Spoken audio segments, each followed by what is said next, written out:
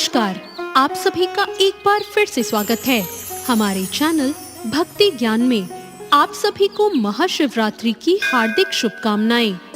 आज महाशिवरात्रि के मौके पर चलिए सुनते हैं महाशिवरात्रि की व्रत कथा। महाशिवरात्रि की व्रत कथा का पाठ हर महाशिवरात्रि के व्रत करने वाले को करना चाहिए।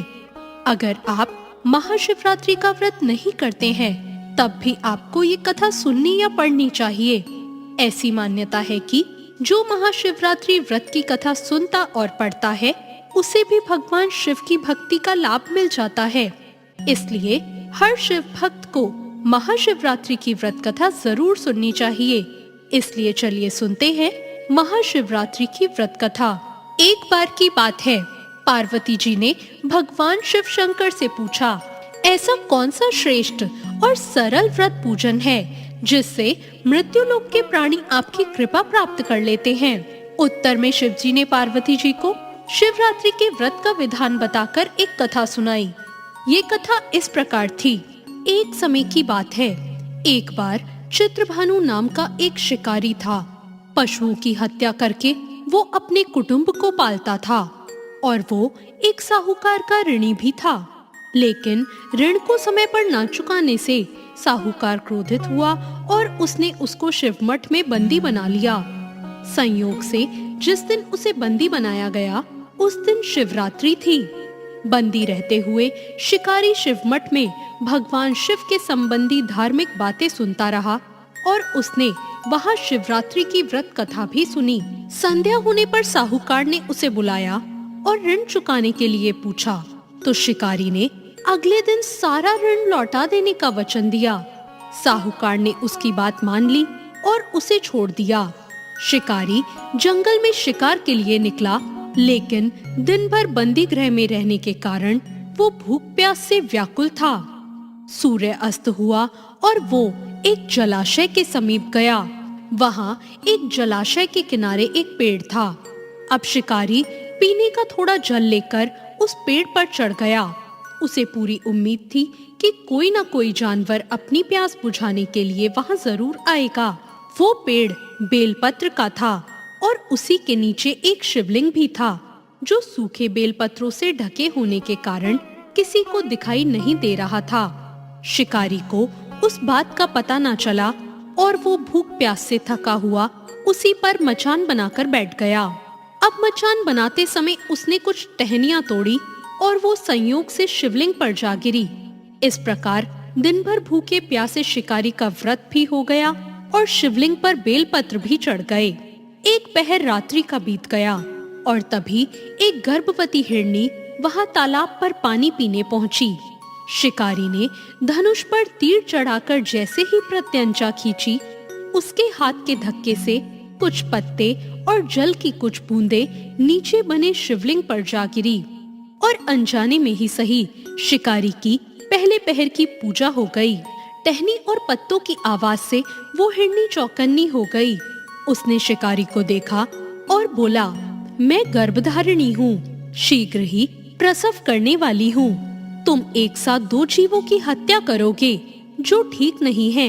मैं अपने बच्चे को जन्म देकर शीघ्र ही तुम्हारे पास प्रस्तुत हो जाऊंगी, तब तुम मुझे मार लेना। शिकारी ने उसकी बात सुनकर प्रत्यंचा ढीली कर दी और उस हिरनी को जाने दिया।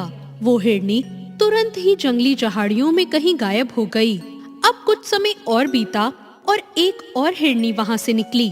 शिकारी की प्रसन्नता का ठिकाना ना रहा। जब वो हिरनी भी पानी पीने पास आई तो उसने धनुष पर बाण चढ़ा दिया, जिससे फिर से कुछ बेलपत्र नीचे शिवलिंग पर जा गिरे और अनजाने में फिर से शिकारी की दूसरे पहर की पूजा भी हो गई। और तब उस हिरनी ने शिकारी को देखकर विनम्रता पूर्वक निवेदन किया, मुझे जाने दो, मैं अपने प्रिय की खोज में भटक रही हूँ। मैं अपने पति से मिलकर शीघ्र ही तुम्हारे पास आ जाऊंगी। शिकारी ने उसका निवेदन सुनकर उसे भी जाने दिया। अब 2 बार शिकार को खोकर वो चिंता में पड़ गया। अब रात्रि का आखिरी पहर बीत रहा था। तभी एक और हिरनी अपने बच्चों के साथ उधर से निकली। शिकारी ने उन्हें देखकर धनुष पर तीर चढ़ाया और जैसे ही वो तीर छोड़ने ही वाला था हिरनी बोली, मुझे मत मारो, मैं इन बच्चों को इनके पिता के पास छोड़कर लौट आऊंगी। इस समय मुझे मत मारो, जब मैं वापस आऊंगी तो मुझे मार लेना। शिकारी हंसा और बोला, सामने आए शिकार को छोड़ दूं? मैं ऐसा मूर्ख नहीं। इससे पहले भी मैं 2 बार अपना शिकार खो चुका हूँ। मेरे भी बच्चे भूखे प्यासे तड़प रहे होंगे। मैं तुम्हारा शिकार उनके लिए कर रहा हूँ। इस पर हिरनी ने कहा, जैसे तुम्हें अपने बच्चों की ममता सता रही है, ठीक वैसे ही मुझे भी इनकी फिक्र है। इसलिए सिर्फ बच्चों के लिए मैं थोड़ी देर का जीवन दान मांग रही हूँ। मेरा विश्वास करो, मैं इनके पिता को इन्हें सौंपकर तुरंत ही लौट आऊंगी। हिरनी का दीन स्वर सुनकर शिकारी को उस पर दया आ गई और उसने हिरनी को भी जाने दिया।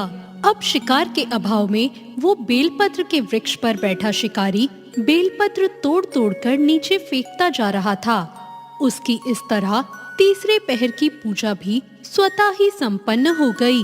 अब उसने देखा एक हष्ट-पुष्ट हिरन उसी रास्ते पर आया। शिकारी ने सोच लिया कि इसका शिकार तो वो अवश्य ही करेगा। शिकारी की तनी हुई प्रत्यंचा को देखकर वो हिरन दीन स्वर में बोला, भाई, यदि तुमने मेरे पहले आने वाली 3 मृगियों और उनके छोटे छोटे बच्चों को मार डाला है तो ऐसा करो, मुझे भी मार दो, ताकि मुझे उनसे अलग होने का एक क्षण का भी दुख ना सहना पड़े। मैं उन हिरनियों का पति हूँ और यदि तुमने उन्हें जीवन दान दिया है तो मुझे भी कुछ क्षण का जीवन दान देने की कृपा करो। मैं उनसे मिलकर तुम्हारे सामने उपस्थित हो जाऊंगा। हिरन की बात सुनकर शिकारी ने सारी कथा उस हिरन को सुना दी। तब हिरन ने कहा, मेरी तीनों पत्नियां जिस प्रकार प्रतिज्ञाबद्ध होकर गई हैं, वो मेरी मृत्यु से अपने धर्म का पालन नहीं कर पाएंगी।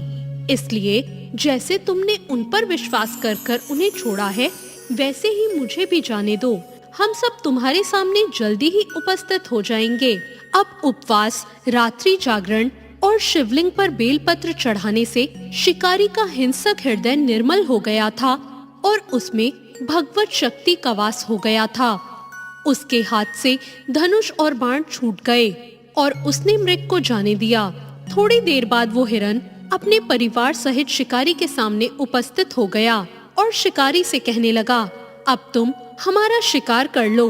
लेकिन जंगली पशुओं की ऐसी सत्यता, सात्विकता और सामूहिक प्रेम भावना को देखकर शिकारी को बहुत गिलानी हुई। उसकी आंखों से आंसू झड़ने लगे।